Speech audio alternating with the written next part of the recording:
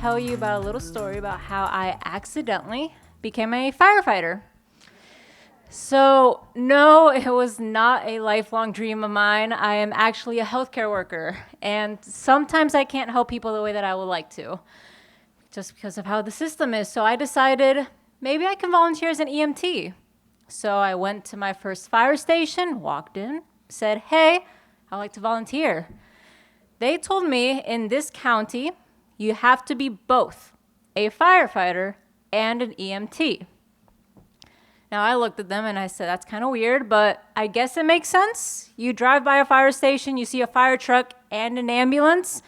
I thought I'll just pass, and then later on, I'll just be on the ambulance.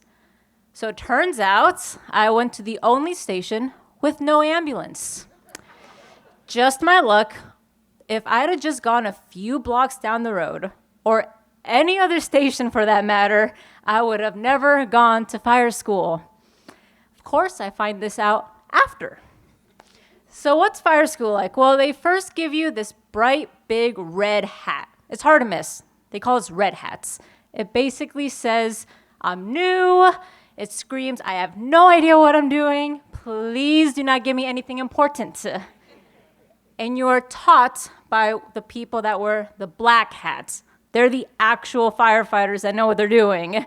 The black hats scream, hey, we passed everything. We went through additional training. I'm officially a firefighter. You can trust me. So I felt fine. And I'm not going to lie, I was feeling pretty confident. I'm actually an instructor here at XCal. I teach a few classes here. Hey, there we go. And so I thought, I'm pretty fit. How hard can it be? All I have to do is pass, right? Man, I thought I was tough, but let me tell you, they called my bluff. So they start you all with the basics. You have a ladder. It's around 12 feet long, weighs around 80 pounds. Have you ever seen the movies where you have the ladder and you're swinging it back and forth? Yeah, it happens a lot with the red hats. We have no idea what we're doing. And so you can easily hit someone. I might have done that to the chief, sorry. And then you prop it up right against your shoulder and you lean, right? It's weighing on me, 80 pounds. There's this rope. You pull it and it extends to 24. I'm 5'5" for reference. That's over 4 times my height. And it's really heavy. And sometimes the wind blows a little too hard and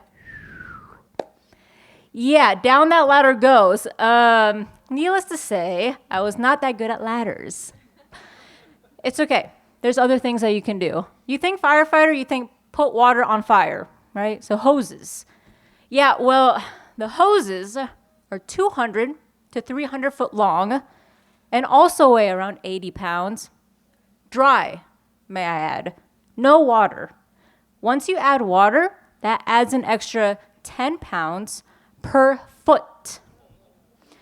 That translates to over 100 psi in force.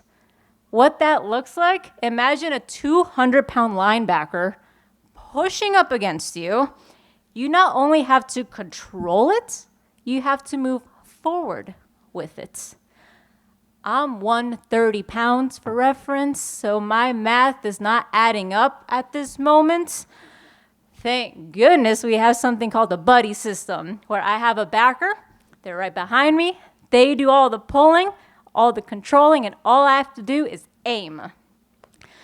Yeah, well, I thought I could lift and I thought I could run, but man, those drills were the hardest that I have ever done. But it's okay.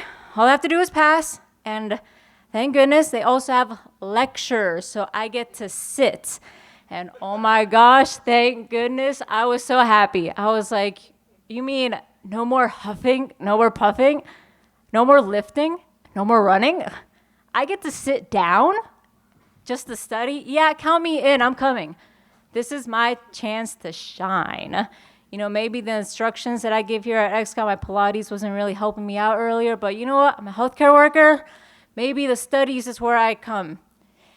Well, what do they teach me? Let's see. Taught me construction types, ventilation, chemicals, detonations. They taught me the metro, the airport, forestry. I mean, you name it. trauma, triage. Quick, you have 2 patients. Which one are you saving?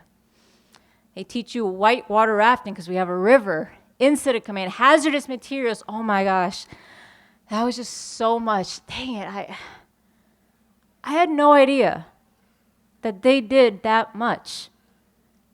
I mean, I'm just here thinking they put water on fire. Wow, there's a lot more to this job than I thought. I mean, at this point, I'm just thinking, can I pass? I mean, couldn't really do the physical things. Now here in the studies, oh my gosh. And then to make matters worse, you wear gear the entire time. That gear adds an extra 75 pounds to you. Then they give you these very thick gloves where you can't feel anything. Your dexterity's gone. Did I mention that they blindfold you? Yeah, I'm not kidding. You know, as an instructor, I like to make things harder on people, and I thought that's just what they were doing. They're just making it harder. Yeah, no, turns out you can't see anything through black smoke. So they're here to prepare you for what's to come. Whew. And you know what? They end with something called RIT, Rapid Intervention Team. It's what happens when things go wrong. So they play you the radio call of the past firefighters who have lost their lives. And then they recreate that same exact scenario. Same square footage, same window, same obstacles. Strap on that gear, they blindfold you, and they make you go through it.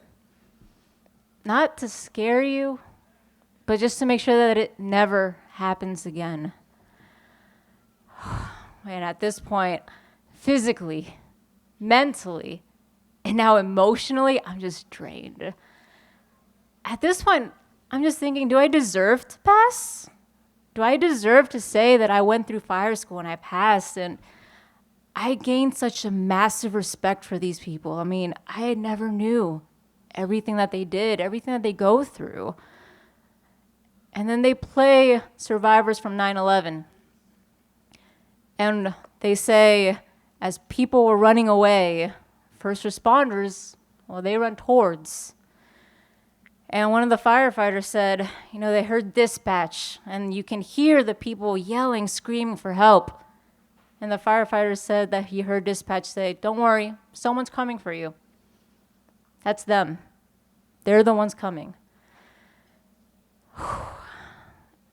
Yeah, I thought I was tough, but at this point, man, you know, fear sometimes doesn't mean stop. Sometimes it means go. Keep going. Move forward. Keep trying. I did end up passing. And thank you. I also did continue to become an EMT. But I didn't stop there. I kept trying, kept moving forward. And I actually stayed at the fire station. And I still think to this day, this is volunteer. It's for free. So why? Why me? Why am I here doing this sheep, beep, beep, beep? You know, I forgot to tell you guys, that alarm cuts you off at any point. I was going to say shenanigans, but you can be in the middle of anything. You can be in the bathroom. That alarm goes off. You have to stop everything you're doing and you run. So, for those of you who don't know what it looks like, it's this bright red alarm. Can't miss it. Just like that bright red hat in the beginning. Followed by 3 beeps. 911, what's your emergency? Don't worry, we're coming. We're lifting and we're running. We're huffing and we're puffing. Yes, it's free, but it's not for nothing. And I would like to thank my crew for always having my back, for turning my hat from red to black. And I'd just like to thank God and ask Protect me if you would, and I'll try to do good because, well, there she stood, the little red hat that could. Thank you.